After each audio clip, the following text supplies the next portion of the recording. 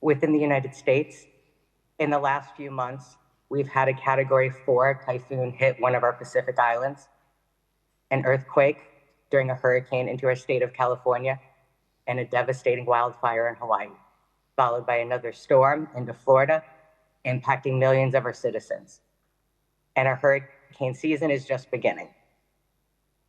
Yet, I'm here today to challenge our narrative and highlight how these unprecedented challenges also present new opportunities that we, as emergency managers, are uniquely postured to embrace.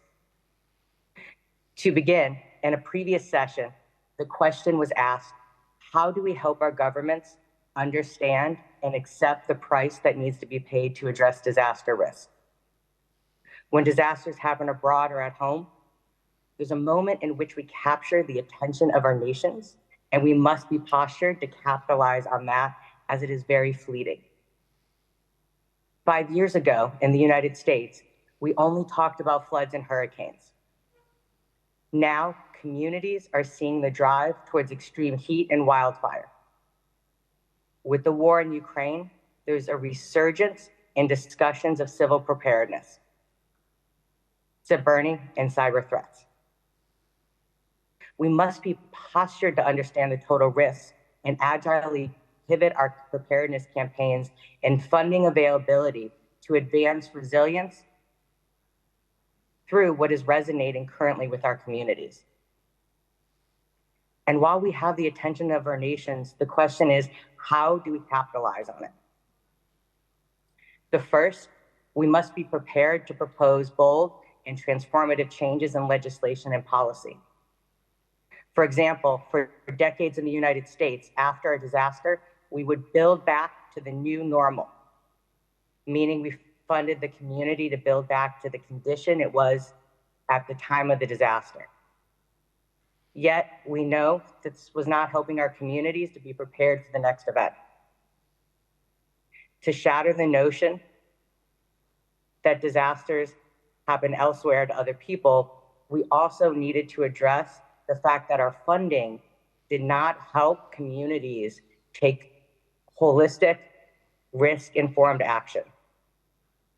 After the hurricane season of 2017, we worked in partnership with our legislation to enable policy changes so that we could start to build back better, to invest in pre-disaster mitigation. And this has profoundly changed how we work with communities in their approach to recovery. It also has enabled us to start funding technical assistance for smaller communities that historically would not have had the ability to start looking at planning and the opportunities in which they could start to harden their infrastructure until a disaster happened. We also have the opportunities to make strategic changes across agencies and mission spaces within the government that influence those local communities. The legislation that I spoke of also directed not only FEMA, but several of our federal agencies to look at risk reduction holistically across multiple sectors. Within the United States, our recent disasters have also started to drive us to look at what are we trying to achieve during disaster response and recovery more holistically around critical systems that resonate at all levels. So instead of just talking broadly about disaster risk, we started to look at housing, medical and health services, critical infrastructures, to look at how we can solve the challenges we face during a disaster by addressing the larger systemic issues to those systems during steady state or immediately after disasters, so that we can look at fixing the larger systemic problems and not just the specific issues that we're seeing in that disaster. Next, when a disaster hits a community, there's a spotlight on parts of the community who are specifically vulnerable. In addition, we also see a unique spirit to mobilize. We have an opportunity to leverage that to bring those populations to the table to not only influence recovery, but to drive future preparedness. In the United States, we're looking at how we target the technical assistance before and immediately after a disaster towards helping bring those communities to the table, which means assessing and having the data to be able to identify them, as well as having the structures in place to ensure that they're able to participate in the systems. Disasters make visible how interconnected our private and public sectors are. The economic impact of the increased disaster risk has brought our business partners to the table. Recently, I had the opportunity to visit Mount Vernon, a very small community in the Pacific Northwest of our country. In the last decade, their flooding has increased, and after a recent event that flooded their downtown, the community decided to take action.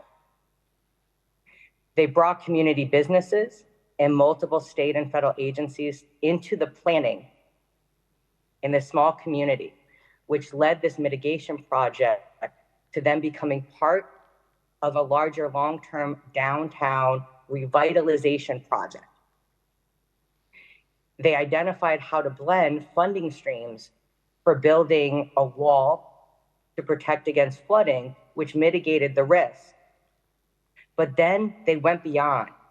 Through engagement with their community, they were able to identify how to think broadly, not only about that risk, but what did the community need to be able to prepare for all the future risks.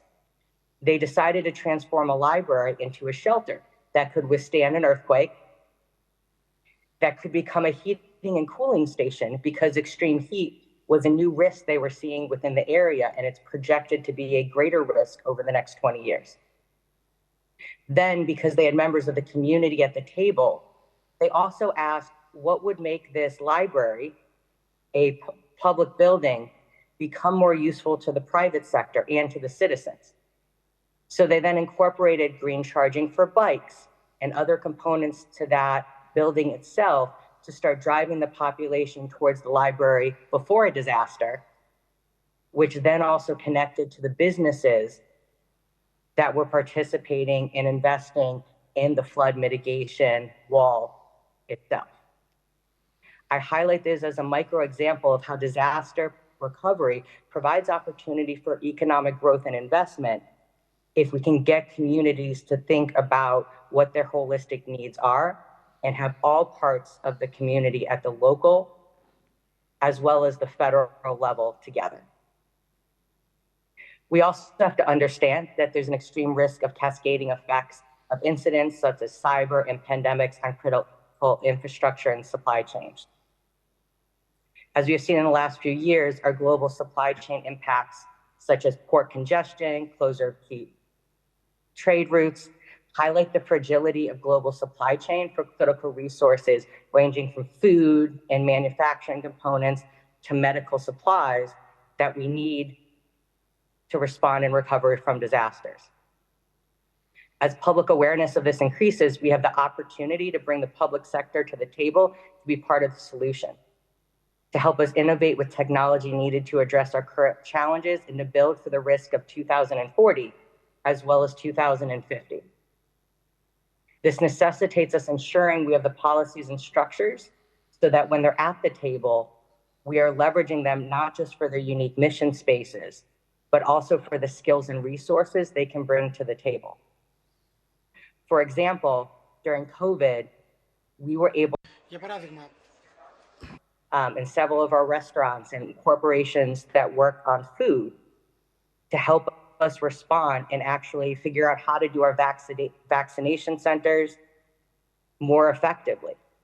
And now having them at the table after COVID, they've now been helping us work at communities and states to do planning and to do investments in climate resilience.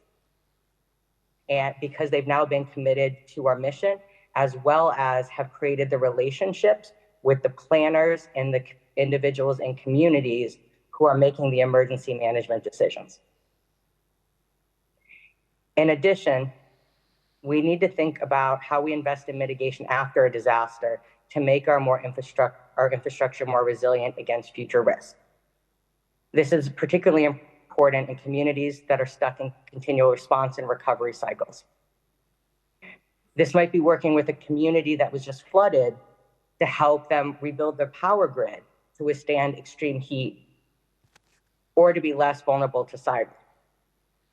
So for example, in the United States, as we're having disasters such as the wildfires in Hawaii, we're having conversations with the states to identify, were there infrastructure that might not have been directly impacted by the event, but we need to work now to identify how to prioritize that funding so that we're actually buying down risk to those infrastructure, because we know when the next disaster hits, those infrastructures are what's going to be vulnerable. It means also having hard conversations to prioritize the investments transparently with communities. In order to capitalize on opportunities, we need to ensure that we are having transparent conversations with communities about their risks so that they have identified what they can mitigate, what they have the resources for.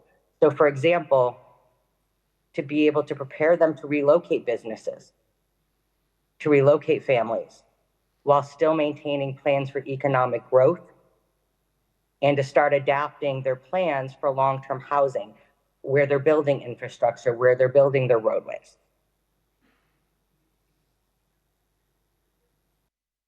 We also need to work within our nations and globally to identify how to incentivize the private sector adoption of technology that mitigates climate risk. This means being able to work with our industries so that they're leveraging the technology being developed in Europe on creating roadways that are providing charging for electric cars or impervious pavement, and incentivizing domestically what our private sectors are transitioning to. This brings me to my final point. If there are two things in the last few years that have taught us, is that failure is not an option, and that the solutions to our toughest problems are out there. They might just be in the minds of the people that we haven't reached yet. During our crisis environments, our typical solutions are not sufficient. We have the opportunity, because the world is now catching on to the severe risk of climate change, the increase of disasters, and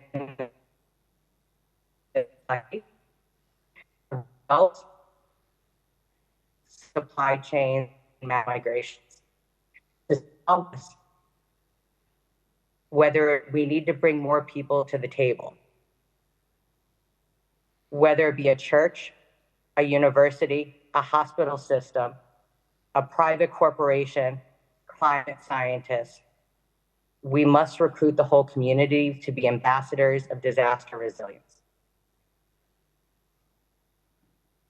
Recently, we launched an exchange program with state and local tribal territorial partners to bring them to FEMA in bed with us to learn about what we do,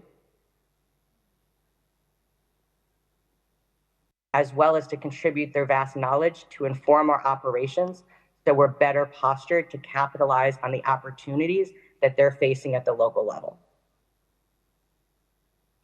We must expand these conversations to also identify the opportunities to learn from each other so that we're funding the communities who are solving problems now to be able to directly connect to each other. Among all professions, we're really uniquely positioned to inspire the actions needed to address the risks our countries and communities face, and to bring in diverse backgrounds into our professions, as was mentioned, to bring in the climate science, the building technology, the architects, to ensure that we can capitalize and build economic benefits as we are mitigating the current risk. So I thank you for the invitation to join today, and I apologize for the technology issues.